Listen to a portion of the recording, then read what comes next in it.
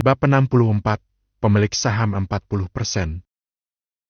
Setelah mendapat tamparan yang sangat keras, Robert merasa pusing dan terhuyung-huyung, bahkan untuk berdiri saja dia masih membutuhkan bantuan orang lain. Sementara itu di rumah sakit, Romy yang mengalami penganiayaan secara sepihak merasa sakit hati dan juga dendam yang dipancarkan melalui matanya. Akhirnya dia melaporkan apa yang dialaminya kepada pihak yang berwajib. Hanya dalam waktu 10 menit petugas kepolisian sudah datang dan meminta keterangan darinya. Setelah itu mereka pergi ke tempat kejadian di mana tersangka masih berada di sana dan ingin menangkapnya. Setelah Robert sedikit sadar lalu dia kembali berteriak kepada Kinan. Dia ingin membuat keributan sehingga Kinan dan keluarganya diusir dari ruang perjamuan ini. "Beraninya kamu main kasar di sini. Aku pastikan kalian akan dipenjara karena telah memukulku dan juga ponakanku," ucap Robert sembari ingin menelpon polisi. Tapi dia teringat jika Eric Rumba, kepala polisi di kota ini ada di ruang jamuan ini, makanya dia mengurungkan niatnya dan mencari keberadaan Eric. Saat dia mencari keberadaan Eric sedang berdiskusi dengan Rudy tentang perhiasan yang diminta olehnya, sedang Rudy hanya menyanggupi dengan memberi waktu sehari agar proses pembuatan perhiasan batu giok selesai dengan kualitas yang cukup baik. Saat mereka ingin keluar untuk memulai acaranya, tiba-tiba Robert masuk tanpa mengetuk pintu dengan wajah memelasnya. "Tuan Eric, tolong saya dipukuli oleh seseorang yang sangat arogan di ruang jamuan makan. Tolong beri keadilan buat saya, Tuan Eric." Mendengar keluhan Robert, Eric merasa harga dirinya diinjak-injak. Siapa yang berani membuat keributan saat dirinya berada dekat dengan tempat kejadian perkara, gumamnya.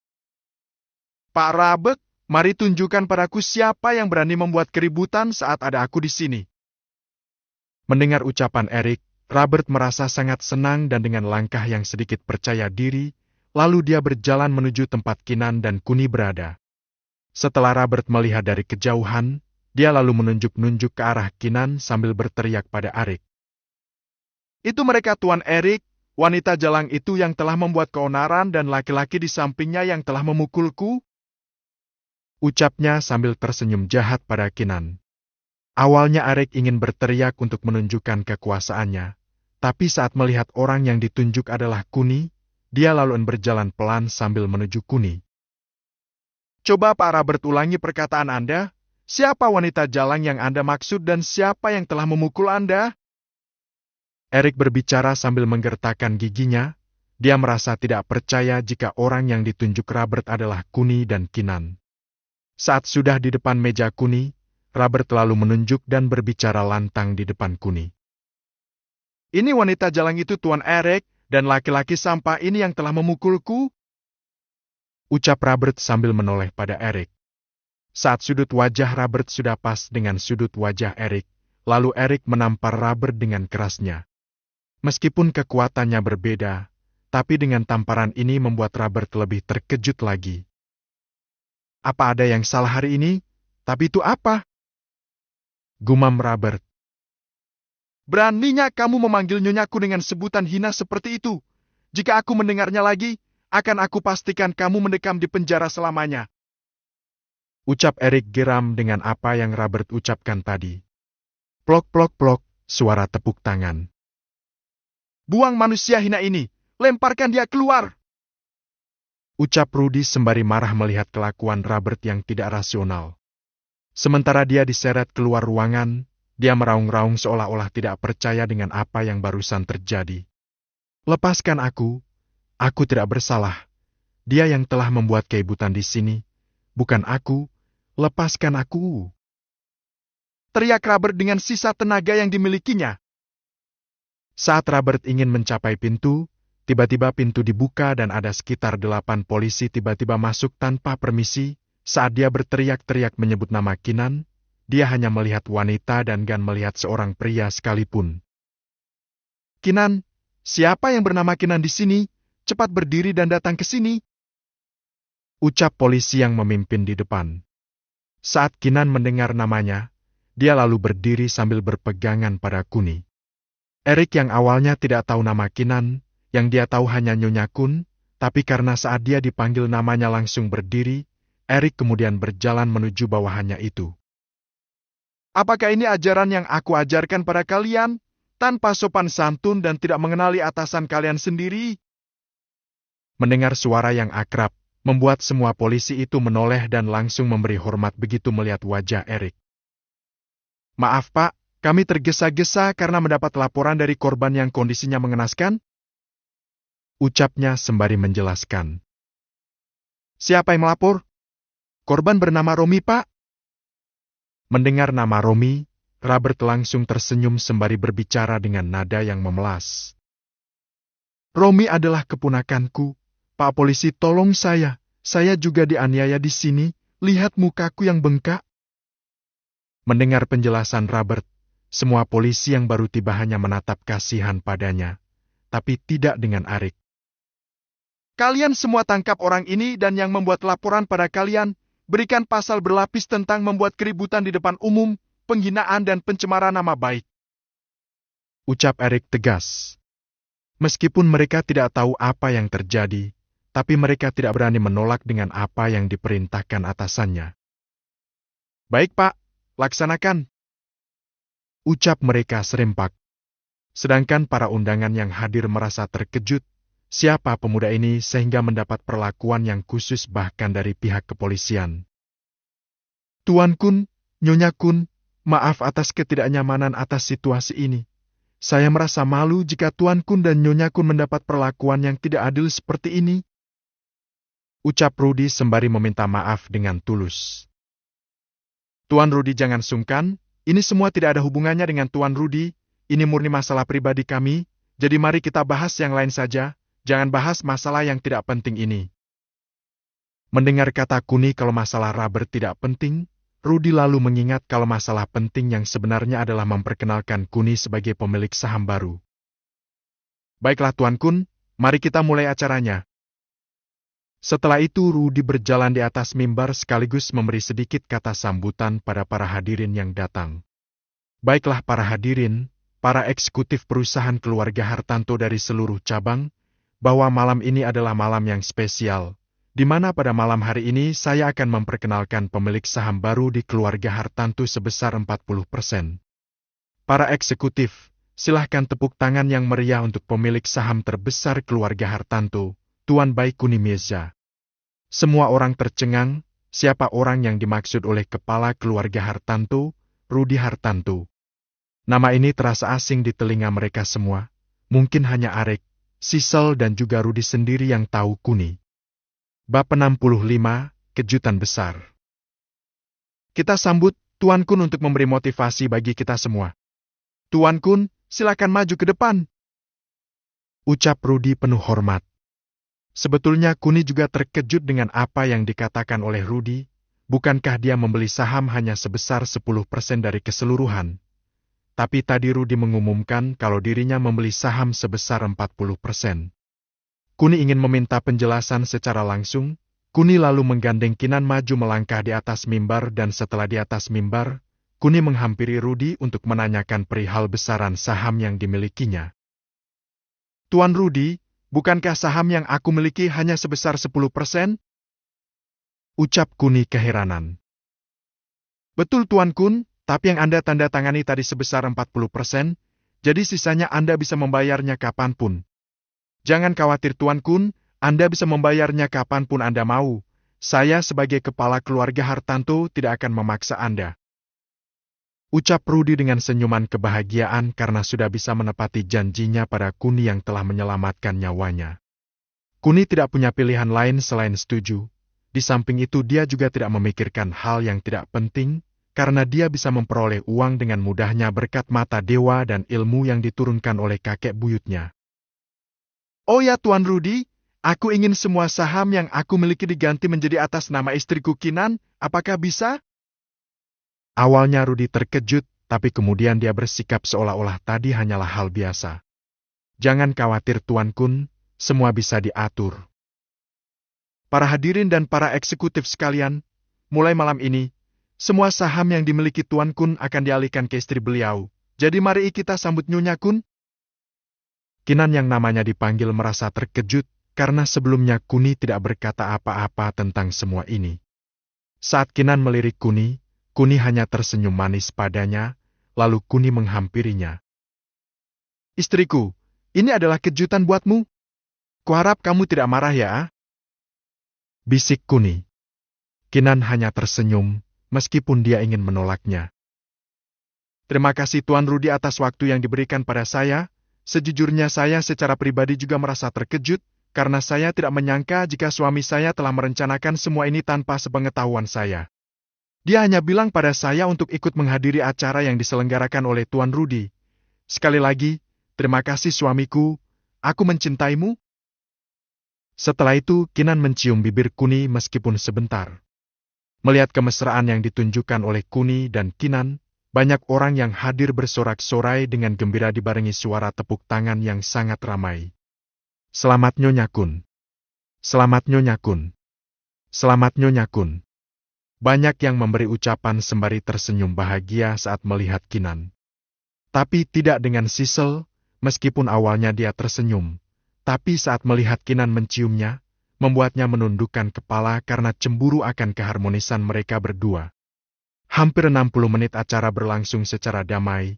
Selain insiden Robert, maka tidak ada lagi insiden yang mengganggu jalannya acara. Saat Kuni ingin kembali pulang, dia menuju Sisel untuk mengingatkannya tentang acara makan malam di rumah Kuni. Tentu saja Rudi juga mendengarnya karena saat Kuni mengingatkannya, Rudi berada di samping Sisel. Jangan khawatir Tuan Kun, kami pasti datang. Ucap Rudi dengan tersenyum lebar di bibirnya. Dengan berakhirnya acara, maka Rudi sekarang bisa bernafas lega. Anakku Sisel, beban di pundakku sudah lepas. Lekaslah cari pasangan. Ayah juga ingin mencari pasangan lagi. Itu jika kamu mengizinkannya. Ucap Rudi menundukkan kepalanya. Dia takut menatap langsung mata Sisel. Kenapa ayah meminta izin padaku? Jika ayah ingin menikah lagi, maka cepatlah ayah. Aku tidak akan melarang ayah. Ucap Sisel. Sebenarnya Sisel tahu kalau selama ini untuk memuaskan hasratnya, Rudi diam-diam pergi ke diskotik dan bar kelas atas yang menyajikan layanan plus. Dia juga tahu selama ini ayahnya sering berhubungan dengan beberapa wanita, hanya saja dia tidak ingin mencampuri urusan pribadi ayahnya karena dia berpikir bahwa ayahnya juga berhak untuk bahagia. Apalagi sudah hampir 12 tahun yang lalu ayahnya telah menjadi duda. Mendengar ucapan Sisel yang tanpa penolakan, Rudi senang tapi tidak berani menunjukkannya di depan Sisel. Setelah sampai di rumah, Kinan ngambek karena Kuni terus saja menyusahkannya. Apalagi sekarang lebih besar lagi kejutan yang disiapkan Kuni. Setelah masuk rumah, Kinan langsung berjalan menuju kamarnya, begitu juga Nenek Entis. Sebenarnya masih banyak pertanyaan yang ingin ditanyakan pada Kuni, tapi mengingat hari sudah malam dan letih juga, akhirnya Nenek Entis mengurungkan niatnya itu. Sesampainya di kamar. Istriku, apa kamu marah? Mendengar perkataan Kuni, Kinan hanya diam membeku. Istriku, maafkan aku. Bukankah kejutan tidak boleh dibicarakan? Ucap Kuni sambil memeluk Kinan dari belakang. Lepas suamiku, aku tidak marah, hanya kecewa saja. Kamu menyembunyikan kejutan besar ini dariku. Ucap Kinan pasrah. Baiklah maafkan aku. Aku juga terkejut karena awalnya aku membeli 10% saham, tapi Tuan Rudi malah memberikan 40% saham. Bukan cuma kamu saja yang terkejut, tapi aku juga. Apakah aku harus marah dengan Tuan Rudi seperti yang kamu lakukan padaku? Ucapan Kuni membuat Kinan sadar, dia lalu berbalik memeluk Kuni. Maaf suamiku, harusnya aku tidak marah. Apalagi ini juga hadiah yang sangat besar. Maaf ya. Ucap Kinan. Melihat Kinan meminta maaf, Kuni hanya tersenyum. Kenapa harus minta maaf istriku? Yang penting sekarang kita sudah tidak memiliki masalah kan? Kinan menatap Kuni lalu mengangguk tanda setuju. Oh tidak istriku, aku lupa. Kita masih memiliki masalah di antara kita berdua. Ucap Kuni dengan sedikit nada menakuti Kinan. Apalagi suamiku, sepertinya tidak ada lagi. Apa kamu lupa sebelum berangkat tadi kita berjanji apa pada nenek? Kinan mengingat-ingat dan langsung tersipu malu. Dia hanya mengangguk kalau dia ingat. Baiklah istriku, kita hanya diberi waktu sebulan, jadi jangan buang-buang waktu lagi. Ayo kita mandi dan setelah itu bikin cicit buat nenek. Kuni lalu menggendong Kinan ke kamar mandi dan akhirnya mereka mandi bersama. Seperti biasa, saling peluk, cium, bertukar lidah dan bertukar keringat sudah menjadi kebiasaan di antara mereka. Bahkan suara arangan-arangan dan desahan kenikmatan tak henti-hentinya bergema di telinga masing-masing. Meskipun yang awalnya Kinan merasa tidak bisa mengimbangi permainan Kuni, tapi lambat laun Kinan sudah mahir memainkan lidahnya. Ini juga yang membuat Kuni semakin bersemangat bercinta dengan Kinan, karena semakin hari Kinan semakin jago dan juga variasi-variasi dan gaya merangsang satu sama lain yang mereka lakukan juga semakin banyak. Hampir 30 menit mereka menikmati pagutan demi pagutan, dan dirasa sudah siap untuk bercinta, mereka lalu mengeringkan satu sama lain tanpa melepaskan ciuman bibir mereka. Kuni menggendong Kinan ke arah kasur tanpa menghentikan aktivitas berciuman mereka. Bab 66, Aku Hanya Mencintaimu. Suamiku, pelan-pelan saja ya, kita bisa menikmatinya bersama-sama. Ucap Kinan memohon. Kuni hanya mengangguk lalu mencumbuinya. Kali ini Kuni bermain pelan dan menikmati setiap momen yang ada. Dia tidak ingin kejadian kemarin menimpa Kinan, sehingga dia memainkan peranannya dengan sangat baik. Setiap gerakan bibirnya menyapu seluruh lekuk tubuh Kinan, Kinan hanya membalasnya dengan erangan dan liukan badannya. Sensasi yang dirasakan Kinan adalah setiap sentuhan yang dilakukan Kuni, membuatnya bergairah dan membuatnya tak bisa menahan rasa geli-geli nikmat yang dialaminya. Oh, suamiku! Suara alungan kenikmatan yang diracaukan Kinan ketika tangan dan bibir Kuni menyapu habis gunung kembar Kinan yang besar dan kencang itu. Bahkan saat mendengar arangan Kinan, Kuni malah semakin bersemangat melumat habis gunung kembar yang menantang itu. Oh, nikmat sekali suamiku! Tanpa berlama-lama lagi karena Kuni dan Kinan juga sudah sama-sama on fire, akhirnya Kuni mengarahkan tonggak keperkasaannya ke liang mahkota Kinan. Saat memasukkan perlahan, Kinan mengerang dengan semangat yang menggebu-gebu, di mana rasa geli-geli nikmat ini hampir tiap hari dirasakannya. Meskipun tiap hari mereka bercinta, tapi rasa bosan di antara mereka hampir tidak pernah ada. Apalagi Kuni yang melakukan penetrasi hampir setiap mereka bercinta tidak pernah bosan. Kuni bahkan heran, padahal setiap hari mahkota Kinan selalu dipakai, tapi setiap kali dipakai selalu membuatnya ketagihan dan bersemangat sekali, seolah-olah sudah lama Kuni tidak bercinta dengan siapapun. Kuni melakukan penetrasi perlahan serta tetap memantau kesadarannya, sedang Kinan hanya bisa mengerang dan mendesah setiap Kuni melakukan sodokan padanya. Kali ini hanya dalam 25 menit saja, Kuni dan Kinan merasa sudah akan mencapai puncak, lalu Kuni meminta izin untuk menaikkan temponya. Kinan hanya mengangguk sembari memejamkan matanya karena tidak ingin kehilangan momen yang sangat nikmat ini. Suamiku, aku mau keluar. Sabar sayang, aku juga mau keluar. Semakin cepat, tempo yang dimainkan Kuni semakin membuat keduanya meracau tak karuan. Bahkan Kinan hilang kendali dengan mengerang begitu kerasnya. Meskipun Kuni mendengarnya, dia tidak peduli, selama dia bisa mencapai puncak bersama-sama. Maka ini adalah salah satu kemajuan buat Kuni, di mana dia sekarang bisa mengontrol kekuatannya tanpa kehilangan kesadarannya.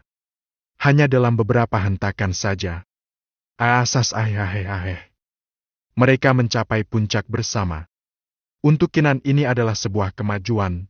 Biasanya Kinan akan mencapai orgasme kurang dari 10 menit, tapi sekarang dia mencapai orgasme pertamanya bersamaan dengan Kuni. Kinan lemas tertidur telentang, sementara Kuni langsung merobohkan badannya di atas Kinan. Istriku, kamu sudah berapa kali keluar? Baru 1 kali ini suamiku. Wah, hebat juga kamu istriku. Makin lama makin kuat aja kamu. Belum sempat Kinan menjawab, Kuni lalu melumat habis bibir Kinan. Kinan hanya menikmatinya tanpa menolak. Apa masih mau lanjut istriku? Apa kamu masih kurang suamiku? Kan aku yang tanya duluan, kenapa kamu balik nanya? Ucap Kuni keheranan. Aku akan melayanimu suamiku. Berapa kali pun kamu memintanya. mendengar perkataan Kinan. Kuni lalu menggendong Kinan menuju kamar mandi. Hari ini cukup istriku, yang terpenting sekarang kamu cepat berbadan dua, ucap Kuni sambil mengelus perut Kinan. Kinan hanya merangkul Kuni dan mencium pipinya, dia merasa sangat bahagia sekali. Belum genap seminggu dia berkenalan secara langsung pada Kuni, tapi Kuni telah melayaninya bak seorang ratu. Bahkan Kinan tidak menyangka bahwa laki-laki yang menggendongnya ini adalah laki-laki sejati yang sangat tulus padanya. Setelah mereka selesai mandi, mereka saling berpelukan saat tidur, meskipun AC telah dinyalakan, tapi karena badan telanjang mereka bersentuhan, dari yang awalnya bersuhu normal, tiba-tiba naik sedikit demi sedikit sehingga mereka kegerahan. Suamiku, jika aku hamil muda, bukankah kita tidak bisa sering-sering bercinta? Ucap Kinan sembari menatap Kuni. Jangan khawatir istriku, aku akan tetap menunggumu. Lagi pula kau bisa melakukannya dengan mulutmu kan? Sahut Kuni sembari mencium bibir Kinan. Kinan merasakan pagutan Kuni sebentar sebelum kembali berbicara pada Kuni. Suamiku, mungkin jika aku hamil, aku tidak akan bisa memuaskanmu. Lagi pula kamu adalah laki-laki yang sangat perkasa. Aku bahkan rela jika kamu memiliki beberapa istri lagi. Mendengar penjelasan Kinan, Kuni terkejut dengan apa yang dikatakan oleh Kinan. Istriku, jangan bicara sembarangan. Aku sangat mencintaimu. Aku tidak pernah berpikir untuk mendapatkan wanita lainnya. Cukup kamu dan hanya kamu selamanya. Kinan sangat tersentuh dengan pernyataan yang Kuni lontarkan. Dia tidak menyangka bahwa laki-laki sejati di depannya adalah tipe laki-laki yang setia akut. Tapi mengingat betapa perkasanya Kuni membuat Kinan memantapkan tekadnya untuk berbagi suami. Apalagi dia tahu kalau sahabatnya sejak kecil, Siska telah menyukai Kuni. Mungkin hanya dengan berbagi suami, hubungannya dengan Siska akan kembali membaik seperti sebelumnya. Aku mungkin sedikit memaksa suamiku, tapi aku rela jika kamu punya 2 atau 3 istri lagi, dengan begitu aku akan punya teman dan tempat curhat yang bebas suamiku. Ucap Kinan malah menunjukkan kebahagiaannya. Tetap aku tidak kepikiran istriku, aku hanya mau denganmu saja. Lagian mana ada wanita seperti kamu, udah cantik, baik hati, suka menolong dan juga bahinol. Goda Kuni sambil mencubit pinggang Kinan.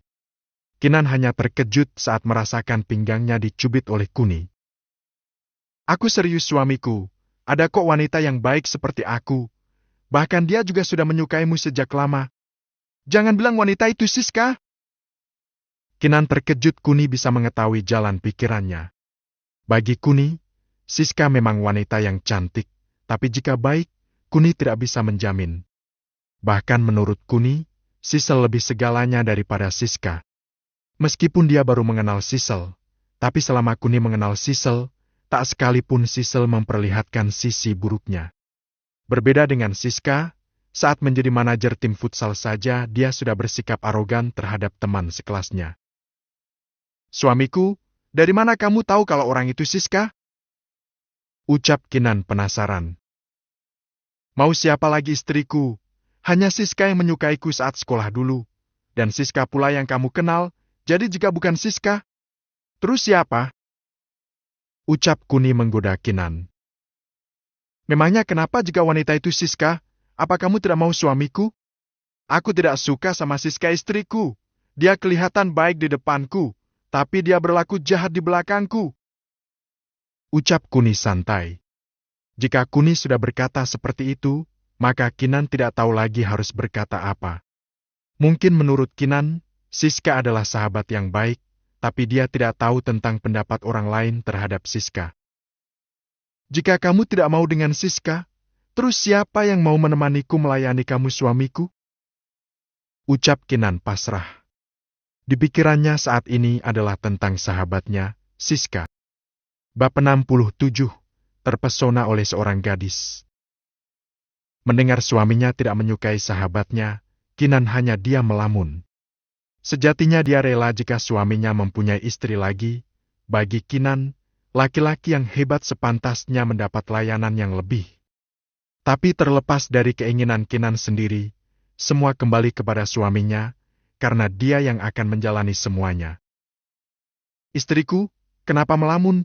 Sudah malam, ayo tidur, sini aku peluk.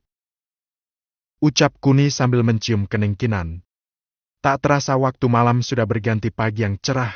Saat melihat jam, waktu sudah menunjukkan pukul ke-7. Kuni mencari Kinan yang tidak ada dalam pelukannya. Saat dia ingin mengambil handphone, tiba-tiba ada telepon masuk, dan saat dilihat ternyata itu dari Kinan. Suamiku, jika kamu belum bangun, maka aku akan menyeret semua bahan makanan kita. Aku tunggu di toko swalayan secepatnya. Ucap Kinan tanpa memberi kesempatan Kuni untuk berbicara. Saat Kuni akan berkata ya panggilan itu telah terputus. Karena rumah Kuni terletak di perumahan elit nomor 1 di kota ini, jadi semua kebutuhan sudah tersedia hanya di satu toko swalayan saja. Apalagi swalayan ini masih berada di lingkungan perumahan, tepatnya sebelum gerbang keluar masuk perumahan dan semua bahan yang dijual di toko swalayan ini termasuk bahan yang memiliki kualitas premium. Di mana dari segi kualitas yang nomor 1 dan juga dari segi kesegaran selalu fresh setiap harinya. Kuni lalu beranjak dari kasur dan menuju ke kamar mandi untuk cuci muka dan menggosok gigi. Setelah itu dia berjalan ke toko swalayan yang berjarak 500 meter dari rumahnya. Dia tidak mengemudikan mobil karena selain jarak yang relatif pendek, dia juga bisa sambil melihat-lihat pemandangan sekitar, apalagi ini pertama kalinya dia berjalan kaki di lingkungan sekitar rumahnya. Saat sudah keluar gerbang, dia berjalan pelan sambil melirik rumah Sisel. Tapi saat dia melirik, dia tidak menemukan seorang pun. Akhirnya dia berjalan sedikit cepat menuju toko swalayan. Hanya dalam radius 100 meter dari rumahnya, dia terpesona oleh seorang gadis yang memakai kaos oblong dan memakai celana olahraga panjang, dengan bentuknya yang sangat proporsional. Rambut yang diikat ke belakang, membuatnya menjadi wanita yang sangat energik. Saat wanita itu duduk mengelus bulu kucing, Kuni semakin dibuatnya tak karuan. Posisi itu, aku akan mencobanya malam nanti. Gumam Kuni. Kuni lalu berjalan pelan sambil melirik wanita itu, meskipun jaraknya hanya 10 meter, tapi karena membekakangi Kuni, maka wajah wanita itu tidak kelihatan sama sekali. Akhirnya Kuni merelakan untuk melihat wajahnya dan bergegas menuju toko swalayan di mana istrinya sedang menunggu. Sesampainya di sana, dari kejauhan dia melihat Kinan membawa 2 kantong kresek tanggung di tangan kanan dan kirinya. Saat dia mendekat dia juga melihat neneknya memiliki posisi yang sama dengan Kinan, di mana tangan kanan dan kiri nenek Entis mententeng 2 kantong kresek tanggung. Dia bergegas berlari menemui mereka berdua. Istriku, nenek, sini belanjaannya biar saya bawa. Ucap Kuni sembari tersenyum. Suamiku, ini tidak sampai 1 kilo, jadi biar aku saja, kamu bisa membawa yang lainnya. Ucap Kinan sambil menunjuk ke beberapa troli yang tersembunyi di balik tembok. Ya Kun, nenek masih kuat kalau yang ini, tapi yang itu, nenek sudah tidak kuat. Nenek Entis juga menunjuk troli-troli itu. Kuni lalu mendongak dan melihat ada 4 troli penuh dengan barang. Istriku, nenek, aku mau tidur lagi saja, siapa tahu aku akan terbangun dari mimpiku? Ucap Kuni tak percaya. Mendengar keluhan Kuni, nenek Entis mendekat lalu mencubit lengan Kuni. Apakah cubitan ini sudah bisa membangunkanmu, cucuku yang malas? Ucap Nek Entis. Kuni hanya menjerit pelan seolah-olah dia merasakan sakit akibat cubitan dari neneknya. Saat Kuni mulai frustasi, dia lalu melihat tulisan di mading toko swalayan, meskipun tulisannya kecil, tapi Kuni bisa melihatnya dengan jelas. Setelah melihat tulisan itu, Kuni berjalan masuk ke toko swalayan dan hanya kurang dari 1 menit, dia keluar dengan beberapa staf pegawai toko swalayan itu. 4 troli ini tolong antarkan ke rumah saya, Blok A nomor ke-15. Ucap Kuni santai. Mereka hanya mengangguk lalu mendorong troli menuju kendaraan bermotor roda 3 yang dikhususkan untuk pengantaran atau delivery. Melihat tingkah Kuni, nenek Entis dan juga Kinan merasa tak percaya. Jika bisa diantar lalu, kenapa mereka repot-repot menunggu Kuni? Ayo, istriku, nenek, kita pulang sambil jogging, jarang-jarang kita bisa jalan-jalan bersama. Ucap Kuni. Kinan yang masih bengong digandeng oleh nenek Entis dan membuatnya sadar, lalu mereka pulang dengan berjalan kaki. Sepanjang perjalanan, Kinan hanya melihat punggung suaminya, sedang Nenek Entis selalu melihat ke arah samping, karena pemandangannya yang indah, membuatnya merasa sangat senang sekali. Suamiku, maaf ya mengganggumu tadi, jika tahu ada layanan delivery, aku tidak akan menelponmu tadi. Sudahlah istriku, aku tadi terkejut saat bangun tidak ada kamu. Biasanya saat aku bangun kamu memandangiku, tapi hari ini tidak ada kamu. Nenek mengajak aku jalan-jalan suamiku jam 5 pagi, dan setelahnya kita berbelanja. Kinan mencoba menjelaskan jika neneknya memaksa tadi. Tapi untunglah kamu tidak mengajak aku istriku, mulai sekarang kalian bisa berbelanja berdua saja. Ucap Kuni tersenyum jahat. Kuni paham dengan sikap neneknya. Pasti Nenek Entis tadi marah-marah karena harganya yang mahal ataupun harganya yang tidak bisa ditawar. Melihat kegigihan Nenek Entis untuk mendapatkan barang murah tapi berkualitas membuat Kuni malu. Itu sebabnya saat dulu Kuni selalu menolak jika disuruh menemani neneknya belanja. Apa kamu tahu kebiasaan nenek? Sehingga kamu tidak mau menemaninya berbelanja suamiku? Ucap Kinan bebisik pada Kuni. Ya istriku. Emangnya nenek tadi ngapain? Apa dia teriak-teriak karena harganya mahal dan tidak bisa ditawar? Mendengar pernyataan Kuni, Kinan hanya menggeleng kepala sembari berkata tidak. Nenek tadi pas belanja seperti orang kesurupan, bahkan dia tidak melihat harganya. Yang nenek lihat hanya tulisan dan langsung dimasukkan troli. Ucap Kinan bisik-bisik. Apa kebiasaan nenek ini dari dulu suamiku?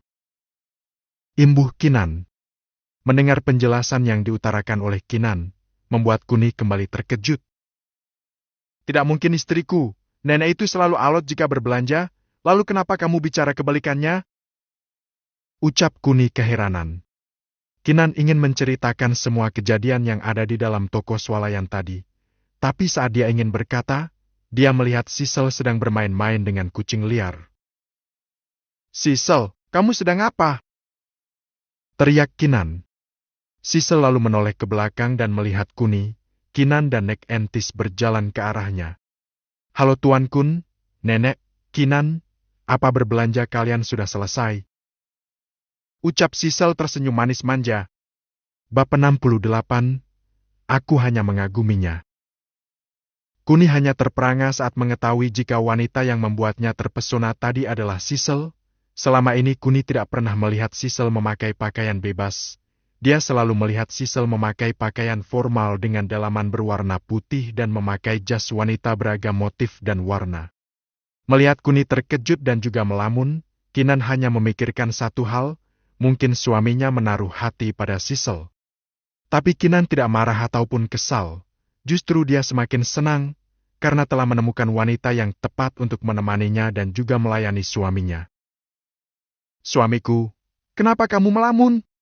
Apa kamu tidak tahu kalau itu Sisel? Ucap Kinan menggoda Kuni. Sejujurnya Kuni tidak tahu sama sekali, bahkan dia tidak menyangka sekali, apalagi bentuk tubuh Sisel lebih berisi jika dilihat dari belakang, makanya dia tidak mengenali Sisel. Hei Sisel, sapa Kuni. Saya tahu itu dia, istriku, hanya saat aku akan memanggilnya, kamu sudah menyapa duluan? Sanggah Kuni. Kinan hanya diam-diam tersenyum di belakang Kuni, sedang Sisel merasa bingung saat melihat Kinan tersenyum. Oh ya Sisel, nanti malam jangan lupa ya, kami menanti kalian di rumah. Ucap Kinan. Sisel hanya mengangguk lalu tersenyum, sejujurnya Sisel menantikan acara makan malam nanti. Itu sebabnya dia tidak pergi bekerja hari ini karena dia ingin menjaga fit kondisi tubuhnya demi acara makan malam bersama. Baiklah Sisel, kami permisi dulu, karena kami sedang sibuk mempersiapkan semuanya. Ucap Kinan. Apakah ada yang bisa aku bantu? Tanya Sisel. Kinan diam sebentar lalu dia mulai berbicara. Jika kamu ingin membantu, maka cukup datang saja nanti malam. Ucap Kinan sembari tersenyum pada Sisel. Akhirnya mereka berpisah, dan Sisel masih tetap bermain dengan kucing liar di taman tersebut. Sesampainya di rumah, sudah ada pegawai toko swalayan yang sudah menunggu, dan hanya butuh kurang dari 2 menit, Semua belanja anek entis dan juga Kinan telah masuk ke dalam rumah. Tak lupa Kuni menyelipkan uang 1 lembar merah kepada petugas toko tersebut. Ini buat beli minum, terima kasih telah mengantarnya. Ucap Kuni. Pegawai swalayan awalnya menolak, karena delivery bagian dari pelayanan dan tidak ada tambahan biaya lain selama dalam perumahan. Tapi Kuni memaksanya karena dalam dunia ojol, uang tip sudah biasa meskipun tidak sebanyak yang Kuni berikan pada pegawai swalayan tersebut. Baiklah nenek, istriku, apakah ada yang bisa aku bantu? Kamu main saja sana, biar Kinan yang membantu. Ucap nenek entis ketus. Kuni hanya pergi ke kamarnya untuk tidur tanpa mengganggu aktivitas mereka berdua. Tak terasa sudah jam 7 malam, dan lebih beberapa detik saja, bel pintu rumah telah berbunyi. Saat Kuni membukanya, dia melihat Rudy dan Sisel telah berdiri di depan pintu dengan senyum kebahagiaan terpancar di rona wajah mereka. Apalagi saat melihat Sisel, lagi-lagi dia terpana, meskipun baju yang Sisel pakai tergolong sopan dan tertutup, tapi saat melihat lekuk tubuhnya yang terlihat jelas, membuat Kuni kembang kempis dengan pesona tubuh Sisel di depannya. Mari silahkan masuk Tuan Rudy, Sisel. Ucap Kuni ramah. Rudy semakin senang dengan keramahan yang ditunjukkan oleh Kuni. Dia merasa jika Kuni adalah orang berwibawa yang bisa membuatnya bahagia setiap kali melihatnya. Setelah itu mereka duduk mengelilingi meja dan sembari makan, mereka saling bertukar cerita tentang kehidupan yang telah dialami oleh masing-masing orang yang hadir di sini. Di mana nenek entis juga tak lupa mengucapkan terima kasih atas perhatian Yayasan Keluarga Hartanto yang telah memberi Kuni beasiswa selama bangku SMA. Banyak hal telah mereka ceritakan, dari ibu Sisel yang meninggal karena menyelamatkan Sisel tertabrak sepeda motor sampai cerita kematian tragis ayah Kuni yang hampir sama, yaitu kecelakaan juga, meskipun ayah dan ibu Kuni mengalami kecelakaan mobil.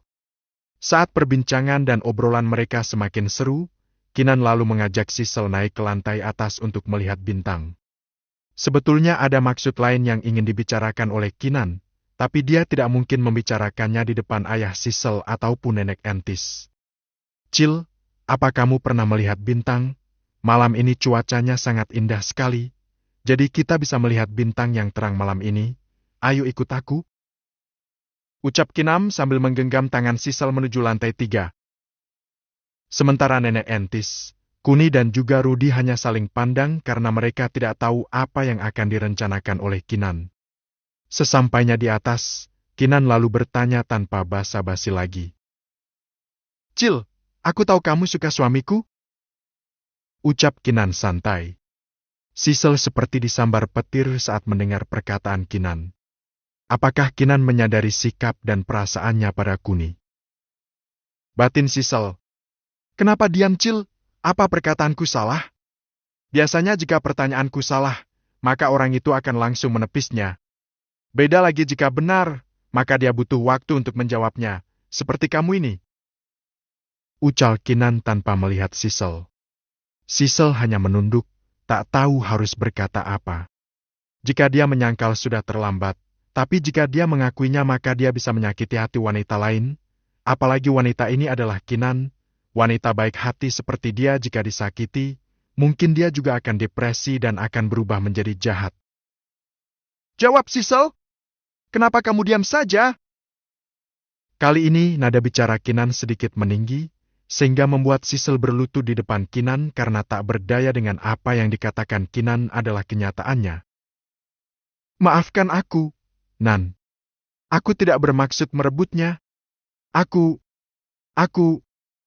hanya mengagumi Kuni. Aku rela memberikan tubuhku padanya karena dia telah menyelamatkan hidup ayahku. Aku tidak ingin merebutnya darimu, tapi jika dia menginginkan tubuhku, aku tidak akan menolaknya. Maafkan aku, Nan. Ucap si selalu dia berdiri dan akan berjalan pergi. Tunggu, Cil. Apakah kamu tidak ingin hidup dengan Kuni, menemaninya dan melayaninya juga? Jika kamu menginginkan semua itu, aku akan membantumu. Ucap Kinan. Mendengar perkataan Kinan barusan, si selalu berbalik badan dan menatap Kinan, seolah-olah dia tidak percaya dengan apa yang didengarnya barusan. Nan? ucap Sisel. Aku serius Sisel, apalagi Kuni adalah laki-laki sejati, jadi aku tidak ingin memilikinya sendirian. Bagiku, Kuni berhak memiliki 3 sampai 4 istri lagi. Mendengar perkataan Kinan barusan, membuat Sisel semakin yakin dengan apa yang didengarnya. Tapi dia tidak akan mudah percaya dengan perkataan Kinan sepenuhnya. Lagian di zaman pelakor ini, mana ada wanita yang secara sukarela mau dimadu. Kinan, apakah kepalamu terbentur sesuatu tadi, sehingga kamu berbicara melantur? Ucap Sisel. Kinan lalu berjalan mendekat ke Sisel dan memeluknya. Jangan khawatir Sisel, aku masih normal kok. Aku masih sadar dengan apa yang aku katakan tadi. Ucap Kinan meyakinkan Sisel. Bab 69, Keinginan Kinan. Apa kamu yakin Sisel? Kamu tidak ingin bersama Kuni? Apalagi aku sudah memberi lampu hijau. Goda Kinan dengan senyuman nakal menatap Sisel. Sisel hanya menunduk malu dan tidak bisa menerima ataupun menolak perkataan Kinan. Dia merasa tidak enak hati jika membuat hati seorang wanita sebaik Kinan terluka. Lebih baik dia memendam perasaannya daripada harus menyakiti Kinan. Dan lagi, Kuni memilih Kinan secara langsung, jadi bisa dikatakan kalau Kinan adalah wanita baik hati yang sangat beruntung. Memikirkan semua kemungkinan, membuat Sisel tambah frustasi. Dia bingung dengan situasi yang dialaminya sekarang. Tidak perlu Nan, melihat Kuni bahagia denganmu, itu sudah membuat aku bahagia. Apalagi kamu adalah orang yang dipilih olehnya. Jadi nikmati dan jalani hidup yang bahagia dengan Kuni. Aku tidak akan pernah merebutnya darimu. Ucap Sisel memantapkan tekadnya bahwa melukai Kinan sama dengan melukai dirinya sendiri.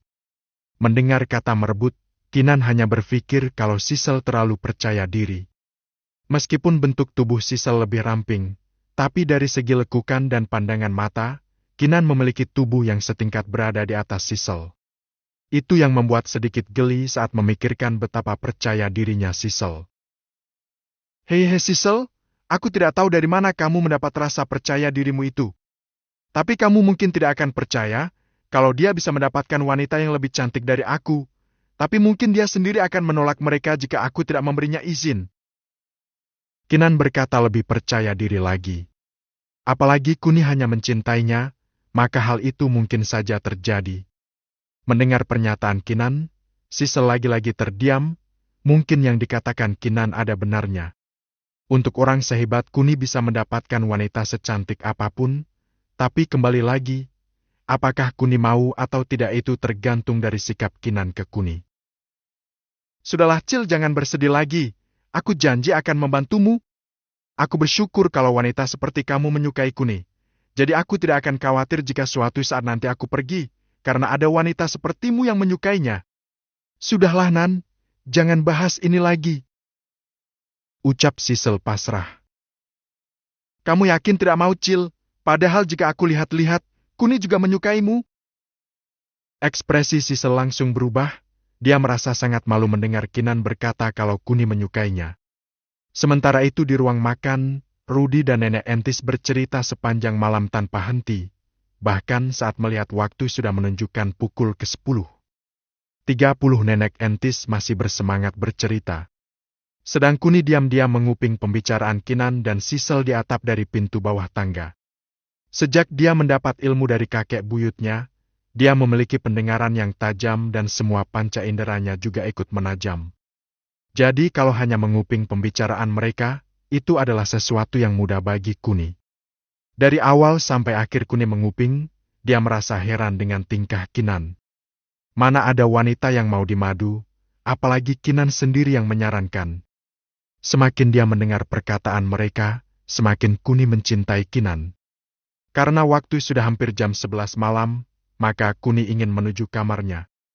Tapi melihat Rudi dan neneknya masih mengobrol, Kuni lalu berjalan ke arah mereka untuk berpamitan. Tuan Rudi, Nenek, aku mau masuk ke dalam kamar dulu. Dan Nenek, bisakah kamu cerita lain hari saja? Tuan Rudi adalah orang tersibuk di kota ini. Jadi waktunya besok mungkin lebih padat dari hari ini. Ucap Kuni mengingatkan sang nenek. Oh, tidak apa-apa Tuan Kun. Saya senang mendengar cerita Nenek.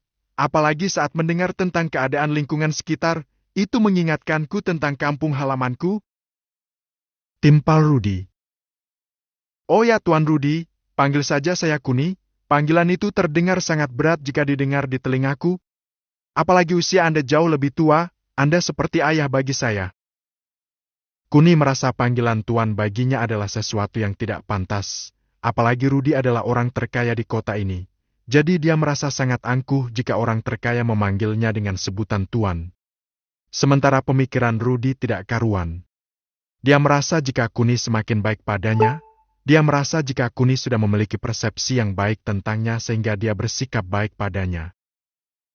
Tidak bisa begitu Tuan Kun, Anda adalah orang yang menyelamatkan nyawa saya. Jadi saya akan sangat merasa bahagia jika seumur hidup saya didedikasikan untuk melayani Anda. Ucapan Rudi sebenarnya ada betulnya, hanya saja jika Kuni tidak bisa merubah konsep hubungan antara keduanya. Mungkin keinginan Kinan yang menginginkan Sisel menjadi istrinya akan semakin runyam dan hubungannya dengan Rudi akan semakin canggung ke depannya. Begini Tuan Rudi, saya tidak ingin menjadi pusat perhatian, dan saya juga ingin hidup damai di dunia ini. Saya ingin bersikap merendah tanpa ada pusat perhatian dari orang lain, apalagi dari media. Jika orang terkaya di kota ini bersikap hormat pada seorang ojol seperti saya, maka apakah menurut Tuan Rudi saya masih bisa hidup dengan damai? Mendengar penjelasan yang diutarakan oleh Kuni, Rudi hanya mengangguk pelan. Baiklah Tuan Kun, jika itu permintaan Anda. Kuni Tuan Rudi, Kuni. Ucap Kuni mengingatkan Rudi. Apalagi kita adalah mitra bisnis sekarang. Jadi sudah seharusnya saya menghormati orang yang lebih tua seperti Anda Tuan Rudi. Kuni berbicara sambil tersenyum, sehingga suasana canggung yang sebelumnya dirasakan di ruangan makan tersebut kembali hangat dan mencair. Baiklah Kuni, apakah saya sudah setua itu sehingga kamu selalu menekankan jika aku adalah orang tua? Rudi berbicara sambil tersenyum pada Kuni. Bukan begitu maksud saya Tuan Rudi, saya hanya menghormati Anda sebagai pria parubaya, bukan sebagai kakek-kakek. Setelah Kuni berbicara seperti itu, suara tawa membahana di ruangan makan tersebut. Mereka bertiga saling tertawa seolah-olah mereka sudah akrab satu sama lain. Mungkin aku akan sedikit lama menjadi seorang kakek, ucap Rudi dengan nada pelannya. Mendengar Rudi berkata seperti itu, Kuni tahu jika Rudi mendambakan seorang cucu. Tapi mengingat perangai Sisel yang sangat tegas, membuat tidak sembarang pria bisa menerima dan mendekatinya. Jangan khawatir Tuan Rudi, Sisel adalah gadis yang cantik dan juga menarik. Jika dia mau, dia bisa mendapatkan laki-laki manapun yang dia inginkan, aku percaya itu. Terima kasih Kuni udah menghiburku. Aku berharap jika kamu mau menjadikannya istrimu yang lain, sehingga aku lebih tenang lagi menjalani sisa hidupku ini. Ucap Rudi tanpa melihat Kuni. Tidak bisa Tuan Rudi, Kuni sudah punya istri, jadi saya tidak ingin Kinan berbagi suami dengan wanita manapun, termasuk dengan anak Anda? Ucap Nenek Entis sedikit meninggi. Selama ini, Nenek Entis selalu mendengarkan pembicaraan mereka berdua, tapi saat dia mendengar Rudi ingin Kuni menikahi anaknya, dia angkat bicara seolah-olah tidak menyetujuinya. Bab 70. Sisel Sirubalicik. Saya tidak menyetujuinya. Kuni sudah punya istri. Ucap Nek Entis. Maafkan aku Nenek. Aku telah berbicara yang kurang sopan di depan Nenek. Sekali lagi maafkan aku Nenek. Ucap Rudi sembari membungkuk meminta maaf pada Nenek Entis. Nek Entis hanya diam saja saat mendengar permintaan maaf dari Rudi. Sudahlah Nenek, jangan diambil hati. Tuan Rudi tidak bermaksud begitu.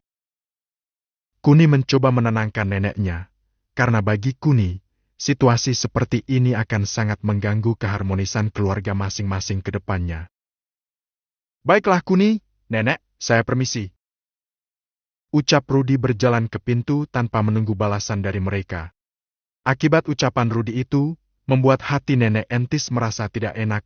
Selain itu Rudi juga mungkin melupakan Sisel yang masih berada di atap bersama Kinan. Nenek, janganlah bersikap seperti itu. Tuan Rudi sudah baik pada kita. Jadi aku mohon sama Nenek untuk bersikap baik lagi pada Tuan Rudi. Apa kamu ingin menikah dengan anaknya, sehingga kamu membelanya? Ucap Nenek Entis marah pada Kuni. Nek Entis tidak tahu jika cucu menantunya lah yang memaksa Kuni menikah lagi. Jika Nenek Entis tahu Kinan yang memaksa, mungkin Nenek Entis akan bersikap lunak pada Rudi. Tapi semua itu tergantung dari bagaimana Kinan membujuk Nenek Entis agar dia setuju Kuni menikah lagi. Kuni lalu berbalik menuju kamarnya meninggalkan Nenek Entis sendirian di meja makan. Nenek Entis masih duduk di meja makan karena masih menunggu Kinan dan Sisel yang belum juga turun dari atap. Tak berapa lama, Kinan dan Sisel turun dari atap dengan wajah yang bahagia, seolah-olah mereka telah mencapai kesepakatan yang saling menguntungkan di antara mereka. Saat Nenek Entis melihat Sisel, Nenek Entis merasa Sisel adalah rubah licik yang memanfaatkan kebaikan Kinan untuk menusuknya dari belakang. Sementara mereka berdua tersenyum bahagia, Nenek Entis justru menunjukkan sikap masamnya. "Nek, apa Tuan Rudi sudah pergi? Saya tidak melihatnya dimanapun," ucap Kinan sembari berjalan menuju Nenek Entis lalu merangkulnya dari belakang. "Ada apa dengan wajah nenek? Kenapa nenek cemberut seperti itu?" tanya Kinan lagi penasaran dengan raut wajah Nenek Entis yang jelas tidak sedap dipandang. "Kamu adalah cucu kesayanganku. Apa kamu mau mendengar nasihat nenekmu ini?" Kinan hanya mengangguk sembari tersenyum bahagia. "Jangan dekati dia. Dia rubah licik yang ingin memanfaatkan kebaikanmu untuk merebut suamimu," ucap Nenek Entis sembari menunjuk Sisel. Kinan terkejut mendengar perkataan Nenek Entis dan senyum yang awalnya merekah di bibirnya, tiba-tiba hilang tanpa jejak. Sementara Sisel lagi-lagi menunduk karena Nenek Entis mengatanya rubah licik yang memanfaatkan kebaikan Kinan. Sisel ingin membantahnya, tapi mengingat Nenek Entis adalah tetua di keluarga Kuni, dia hanya diam dan mencoba memberikan kesan yang patuh dengan tidak melawan orang tua. Sementara Kinan mencoba membujuk Nenek Entis. "Sisel, kamu pulang dulu ya, biar aku atasi masalah ini malam ini. Jangan khawatir ya," ucap Kinan lembut. Sisel lalu mengangguk dan berpamitan pulang. "Nenek, kenapa nenek tahu kalau Sisel menyukai Kuni? Apa Kuni yang memberitahu nenek?" "Maksud kamu apa, Kinan? Kenapa kamu berbicara santai seolah-olah kamu sudah tahu semuanya?" tanya Nenek Entis keheranan. Kinan hanya meletakkan tangan Nenek Entis ke perutnya sambil berkata dengan senangnya. "Nenek, mungkin aku sedang hamil," ucap Kinan. Nenek Entis terkejut lalu membungkam mulutnya yang ternganga. "Apa yang kamu katakan ini benar cucuku?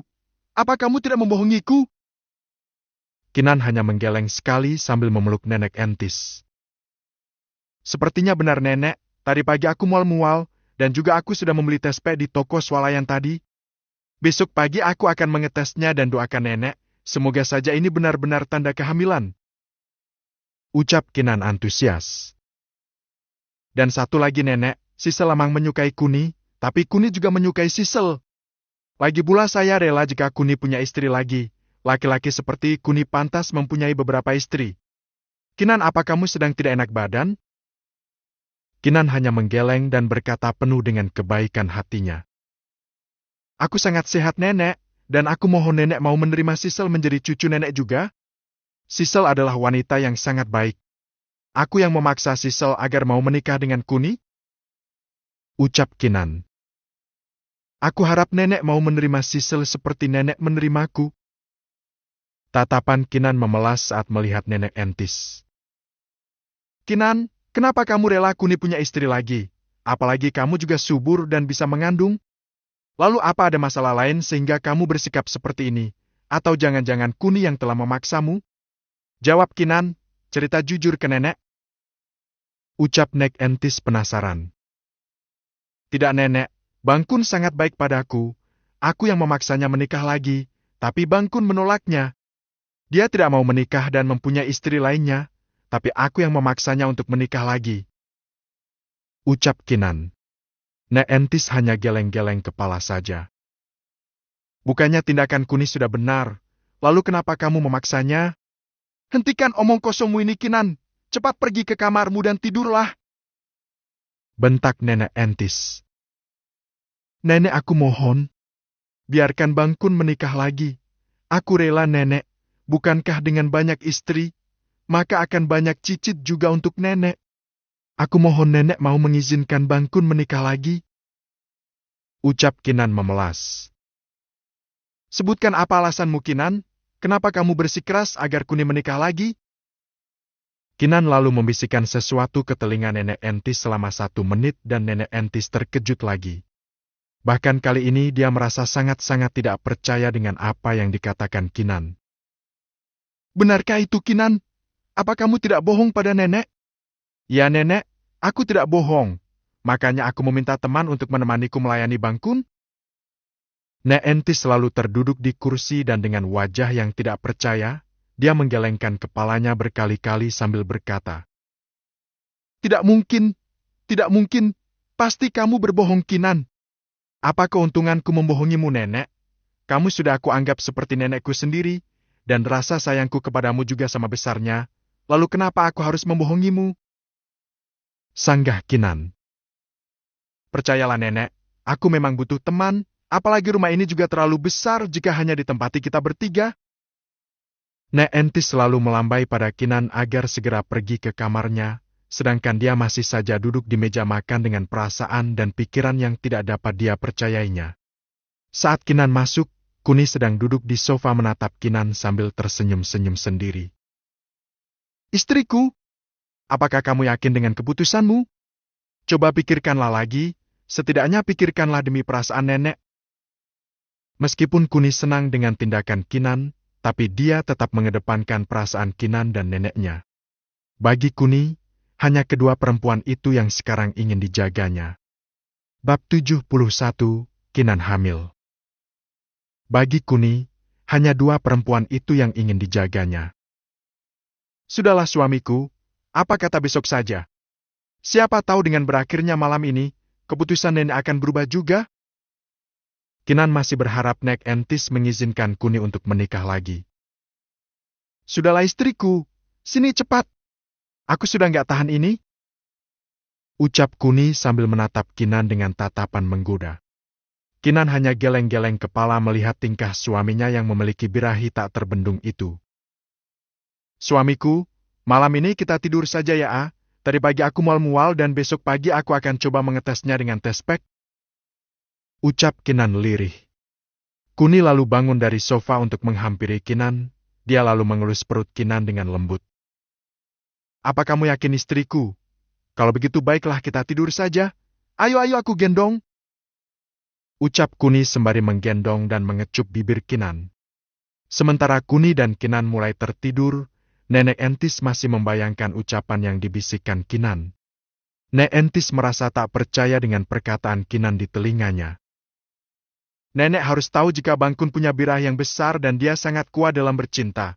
Aku bahkan kewalahan jika sendirian. Makanya aku mencari teman untuk melayani Bangkun bersama-sama nenek.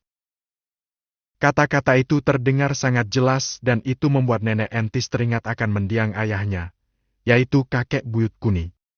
Dulu, kakek buyut Kuni atau ayah dari Nenek Entis memiliki lebih dari 5 istri, meskipun memiliki istri yang banyak, tapi hanya ibu dari Nenek Entis yang melahirkan anak yaitu Nenek Entis, sedang istri-istri yang lainnya tidak bisa memiliki anak. Mengingat betapa ibunya sangat terkagum-kagum akan kegagahan yang dimiliki mendiang ayahnya, membuat Nenek Entis teringat akan raut wajah bahagia ibunya saat bercerita tentang ayahnya. Bahkan tanpa sadar, Nenek Entis tersenyum-senyum sendiri saat mengingat sang ayah yang hanya sebagai petani tapi memiliki tubuh berotot kekar dan selalu jadi pusat perhatian di desanya, terutama dari kaum perempuan di desanya yang sangat tergila-gila akan pesona yang dimiliki mendiang ayahnya. Tak terasa waktu sudah menunjukkan pukul 12 malam dan Nenek Entis kembali berjalan ke kamarnya untuk tidur. Keesokan paginya, Kinan bangun jam 5 pagi. Saat melihat dapur yang masih kosong, dia lalu menuju kamar Nenek Entis dan melihat Nenek Entis masih tertidur. Akhirnya dia kembali ke kamar untuk mengambil tes pack dan mengetes kehamilannya di kamar mandi yang terdapat di dalam kamarnya. Perlu diketahui, rumah Kuni terletak di perumahan Silver Lake. Meskipun bukan rumah utama, tapi rumah Kuni termasuk dari rumah elit kelas A, berada 1 tingkat di bawah kelas S. Sedang struktur bangunannya terdiri dari 5 kamar tidur utama, 5 kamar tamu dan 2 kamar pembantu. di mana setiap kamar sudah lengkap dengan kamar mandi pribadi di dalam kamar masing-masing. Saat Kinan mengetes kehamilannya, di percobaan pertamanya tidak ada tanda-tanda garis strip 2-nya, kemudian dia membaca petunjuk pemakaiannya. Setelah paham dengan cara memakainya, lalu dia mencoba lagi dan pada kesempatan kedua ini ada garis strip 2 tapi yang satunya samar dan tidak begitu jelas. Meskipun ada sedikit kekhawatiran, tapi dengan hasil ini sudah menunjukkan tanda-tanda kalau dia sedang berbadan kedua. Dia ingin segera memberi kabar pada Kuni, tapi mengingat Kuni masih tidur, dia lalu beranjak pergi ke dapur untuk membuat sarapan. Sesampainya di dapur, dia dikejutkan dengan suara nenek entis yang sedang mencuci sayuran. "Nenek sudah bangun?" sapa Kinan sembari memeluknya dari belakang. "Sudah Kinan, bagaimana hasilnya?" ucap nenek entis penasaran. Kinan hanya tersenyum sembari mengangguk sedikit. Nenek entis selalu memeluk Kinan dan tak lupa mengucapkan doa agar bayi yang ada di dalam kandungan Kinan sehat-sehat saja. "Apa Kuni sudah bangun?" tanya nenek entis lagi. "Belum nenek," ucap Kinan pasrah. "Tunggu apa lagi? Bangunkan dia cepat," desak nenek entis. "Jangan khawatir nenek, aku sudah bangun. Istriku, apa yang aku dengar tadi itu serius kalau kamu beneran hamil?" tanya Kuni sembari memeluk Kinan. Kinan segera ingin melepas pelukan Kuni karena ada nenek di depannya. "Kenapa kamu malu?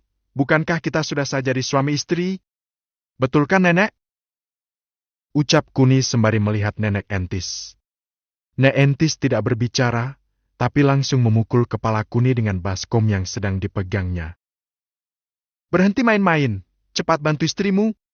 Dan jangan lupa untuk pergi ke rumah sakit segera untuk pemeriksaan lebih lanjutnya." Kuni hanya mengelus-elus kepalanya yang kena pukul baskom, sembari mencium pipi Kinan. "Istriku, aku akan mandi dan segera mengantarmu ke rumah sakit untuk pemeriksaan. Apa kamu tidak ingin mandi bersama, istriku?" Lagi-lagi ucapan Kuni membuat Kinan tersipu malu dan menggelengkan kepalanya sekali. Sementara nenek entis merasa jika Kinan mungkin kewalahan dengan semua permintaan cucunya itu. Setelah Kuni pergi, Kinan mencoba bertanya tentang masalah tadi malam. "Nek, tentang masalah tadi malam. Sudah jangan dipikirkan lagi. Segera sarapan dan cepat pergilah ke dokter." Belum sempat Kinan berbicara sampai selesai, nenek entis memotong ucapan Kinan agar dia segera berangkat ke rumah sakit. "Jadi nenek menyetujuinya?" lanjut Kinan. Nenek entis selalu menghentikan aktivitasnya dan berdiri menatap Kinan. "Apa kamu yakin Nan mau dimadu? Apa kamu rela suamimu tidur dengan wanita lain di depanmu secara langsung dan sadar? Coba pikirkan baik-baik lagi Nan. Aku tidak ingin kamu menyesalinya di kemudian hari." Ucap nenek entis kembali memeluk Kinan. Bagi nenek entis, Kinan adalah wanita yang sangat baik dan juga cantik, meskipun tubuhnya tidak seksi. Tapi dengan tubuh super montoknya bisa membuat semua laki-laki mata keranjang akan lebih melihatnya dibandingkan dengan wanita seksi yang kurus. "Aku sudah bertekad sejak awal nenek, aku merelakan Bangkun mempunyai istri lainnya, dan aku tidak akan menyesalinya." Ucapan Kinan yang penuh dengan tekad itu telah meluluhkan hati nenek entis. "Aku mungkin tidak bisa mencegahmu Nan, tapi nenek harap kamu tidak akan menyesal dengan keputusanmu itu. Jangan khawatir nenek, aku janji tidak akan menyesal. Ayo nenek kita sarapan." Ajak Kinan sembari membawa berbagai macam hidangan ringan yang dimasak oleh nenek entis. Setelah semua makanan sudah siap di atas meja, Kuni lalu keluar dari kamar sambil mengangkat telepon dari seseorang. "Baiklah sobat, aku akan ke sana 1 jam lagi," ucap Kuni sebelum mengakhiri sambungan telepon tersebut. Kinan tidak berani bertanya siapa dan ada keperluan apa tentang telepon Kuni barusan. Yang Kinan ucapkan setelah Kuni duduk adalah Kuni ingin memakan yang mana. Sementara Kuni hanya menunjuk 2 menu sembari menimum air putih yang berada di dekatnya.